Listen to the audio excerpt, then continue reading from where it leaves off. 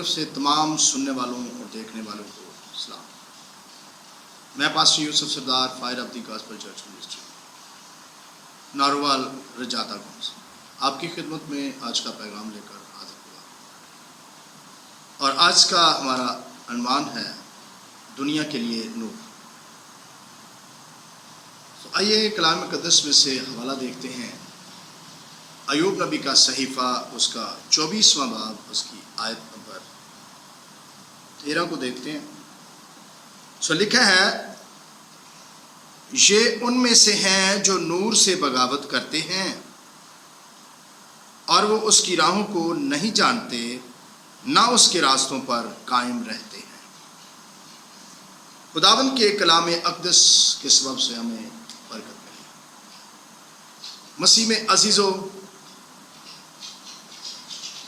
آج کا پیغام ہمیں اس طرف انڈیکیشن دے رہا ہے کہ جو لوگ نور سے بغاوت کرتے ہیں اور نہ اس کی راہوں کو جانتے ہیں، نہ اس کے راستوں پر قائم رہتے ہیں، وہ کون لوگ ہیں؟ ہم میں سے ہی ہیں۔ بہت سے ایسے ہیں جو اپنے ہونٹوں سے، اپنے منہ سے، زبان سے اقرار کرتے ہیں کہ ہم نور کے دوست ہیں، ہم نور سے بغاوت نہیں کرتے، نور کے ساتھ ہم سنسیئر ہیں، لیکن اپنے کاموں سے وہ اس نور کا اقرار کرتے ہیں، انکار کرتے ہیں اپنے کاموں سے۔ زبان سے اقرار اور کاموں سے انکار۔ یہی وہ لوگ ہیں جو نور سے بغاوت کرتے ہیں اور نہ اس کی راہوں کو جانتے ہیں، نہ اس کے راستوں پر قائم ہیں۔ مسیح میں پیارو، آج کا ہمارے لیے یہ پیغام ہمیں بڑا خاص سبق دیتا ہے، اور یہ سبق ہمارے لیے یہ ہے کہ آج پھر ہم اپنی جانچ کریں، اپنے آپ کو پرکھیں۔ کیا ہم نور کے دوست ہیں؟ کیا ہم اس کی راہوں کو جاننے والے ہیں؟ کیا ہم اس کے راستوں پر قائم ہیں؟ کیوں؟ دنیا تاریکی کے قبضے میں ہے، شریر کے قبضے میں ہے، اور وہ نہیں چاہتا کہ لوگ روشنی کی طرف آئیں۔ خدا کا بندہ داؤد زبور کی کتاب میں 43 سام، زبور نمبر 43 اور اس کی ورس نمبر 3، آیت، وہاں خدا کا بندہ کہتا ہے، اپنے نور اور سچائی کو بھیج، وہی میری راہبری کریں، وہی مجھ کو تیرے کوہ مقدس اور تیرے مسکنوں تک پہنچائیں۔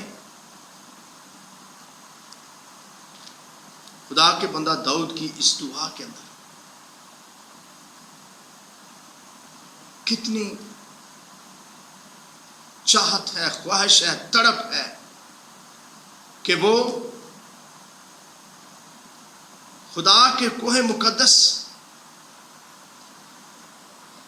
اور اس کے مسکنوں میں جانا چاہتا ہے۔ اٹ مین وہ خدا کی بادشاہی کی بات کر رہا ہے کہ اپنے نور اور سچائی کو بھیج، وہ میری راہبری کرے اور وہی مجھے تیری بادشاہی میں لے کر جائے، ورنہ میں اس لائق کہاں۔ میرے عزیزو، یہ بات ہمارے لیے بڑی ہی بہتر بات ہے، یہ ہمارے سمجھنے کی بات ہے کہ داؤد اگر یہ دعا مانگ سکتا ہے، ہم کیوں نہیں؟ ہم بھی یہ دعا مانگیں، داؤد کے ساتھ ہم الفاظ ہو جائیں اور کوشش کریں ہم کہ ہم نور سے بغاوت کرنے والے نہ ہوں، بلکہ نور اور سچائی کو مانگنے والے بنیں، تاکہ اس کی راہوں کو پہچان سکیں، اس کے راستوں پر قائم رہ سکیں، اس کے کوہ مقدس تک پہنچ سکیں اور اس کے مسکنوں تک جا سکیں، وہ جگہ جو اس نے ہمارے لیے تیار کی ہے وہ حاصل کر سکیں۔ میرے عزیزو، یہ کوئی ایسی بات نہیں ہے جو ہمیں سمجھ نہ آئے۔ تھوڑی سی توجہ کی ضرورت ہے. آپ اگر تھوڑی سی توجہ کریں گے اس بات پر تو آپ کو یہ بات سمجھ آئے گی، کیونکہ کلام میں لکھا ہے جس میں کوئی حکمت کی کمی ہو وہ خداوند سے مانگے. جب ہم اس سے مانگتے ہیں حکمت بھی دیتا ہے، نور اور سچائی کو بھی بھیجتا ہے، اور اس کا نور اور سچائی ہماری راہبری بھی کرتا ہے، اور وہ ہمیں وہ مقدس تک اور اس کے مسکن اور اس کی بادشاہی تک لے جاتا ہے، جس کو لوگ باب ابراہیم کی گود بھی کہتے ہیں، وہاں تک ہمیں لے جاتا ہے. تو ہمیں چاہیے کہ ہم ان ساری باتوں کو اپنے سامنے رکھیں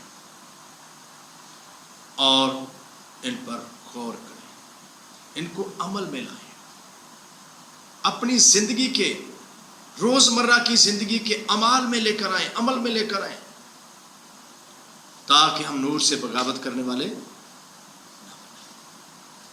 کیوں؟ یسایہ نبی نے ہمیں ایک بڑی خوشخبری دی ہے، بڑی دلیری دی ہے اس نے ہمیں، اور ہم دیکھتے ہیں یسایہ 60 باب اس کی پہلی ہے، لکھا ہے اٹھ منور ہو کیونکہ تیرا نور آ گیا ہے اور خداوند کا جلال تجھ پر ظاہر ہوا. یہ ہمیں یسایہ نبی کی طرف سے گڈ نیوز ہے کہ ہمارا نور آ گیا ہے. ہمارا نور آ گیا ہے.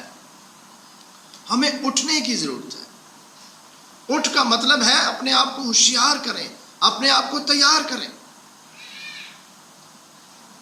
اس نور کے لیے کہ وہ ہماری زندگیوں میں آئے جو اس دنیا میں آ چکا ہے. یسایہ نبی کتنے 100 سال پہلے پیشگوئی کر دی ہے. یہ کوئی چھوٹی بات نہیں ہے، یہ بہت بڑی بات ہے. اور اگر ہم اس بات کو نہ سمجھیں گے تو یہ ہمارے لیے مشکل ہے. اگر جانیں پہچانیں یسوع مسیح کے اس کلام کی طرف توجہ کریں جس کی خوشخبری یوحنا نے ہمیں دی 8ویں باب کی 12ویں آیت کے اندر، جب ہم اس کو دیکھتے ہیں تو ہمیں اس بات کا سبق ملتا ہے اور ہم جانتے ہیں. کلام میں لکھا ہے 8ویں باب کی 12ویں آیت، یوحنا رسول کی معرفت لکھی گئی یسوع مسیح کی خوشخبری 8ویں باب کی 12ویں آیت. یسوع نے پھر ان سے مخاطب ہو کر کہا دنیا کا نور میں ہوں. یسوع نے مخاطب ہو کر کہا ہے دنیا کا نور میں ہوں. نور تو آ گیا ہے. یسوع مسیح نے بتایا میں ہوں. اب کرنا کیا ہے؟ کرنا یہ ہے، آگے لکھا ہے کہ جو میری پیروی کرے گا وہ اندھیرے میں نہ چلے گا بلکہ وہ زندگی کا نور پائے گا. جو میری پیروی میں چلے گا یعنی یسوع مسیح کی پیروی، جو دنیا کے لیے نور ہے، جو دنیا کا نور ہے. کلام میں لکھا ہے وہ نور تاریکی میں چمکتا ہے مگر تاریکی نے اسے قبول نہ کیا، مگر جتنوں نے اسے قبول کر لیا اس نے ان کو خدا کے فرزند بننے کا حق بخش دیا. ان کی زندگیاں روشن ہو گئیں. وہ یسایہ کی اس پیشگوئی کے مطابق ان کی زندگیاں منور ہو گئیں اس نور سے، وہ نور جو ان کے دلوں کے اندر آ گیا، ان کی زندگیوں کے اندر آ گیا، اور اس نور نے تاریخی کو ختم کر دیا. جب یسوع مسیح دنیا کا نور اس دنیا میں آیا ہے، جو کوئی اس کی پیروی کرے گا وہ اندھیرے میں نہیں چلے گا. اندھیرا کیا ہے؟ تاریکی کیا ہے؟ خدا سے علیحدگی.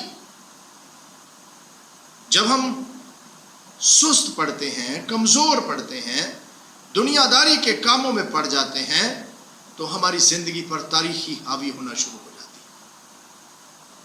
بغیر یسوع کے تاریخی ہے، کیونکہ وہی نور ہے. جب ہم اس کی پیروی کریں گے تو پھر ہماری زندگیاں روشن ہوں گی، ہم تاریکی میں نہیں چلیں گے. ہم نور میں چلیں گے اور زندگی کا نور ہم حاصل کریں گے۔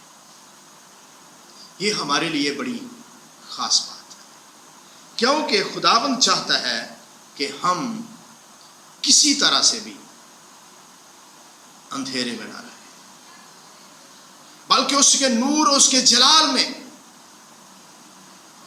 بڑھتے چلے جائیں، چلتے چلے جائیں، اور اس کے مسکنوں، اس کے کوہ مقدس، اس کی بادشاہی تک پہنچ سکے،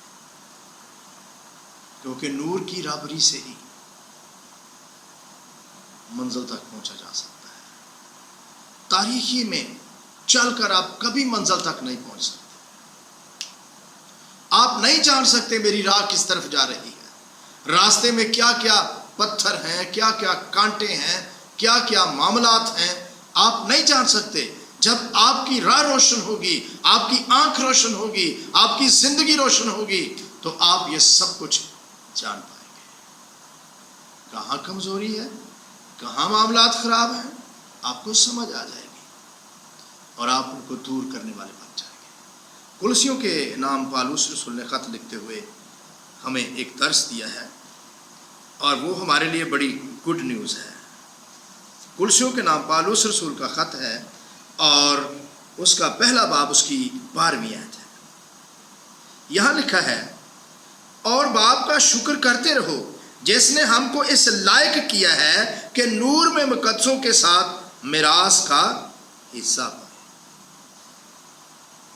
نور میں مقدسوں کے ساتھ میراث کا حصہ پائے، یہ کیسی بات ہے؟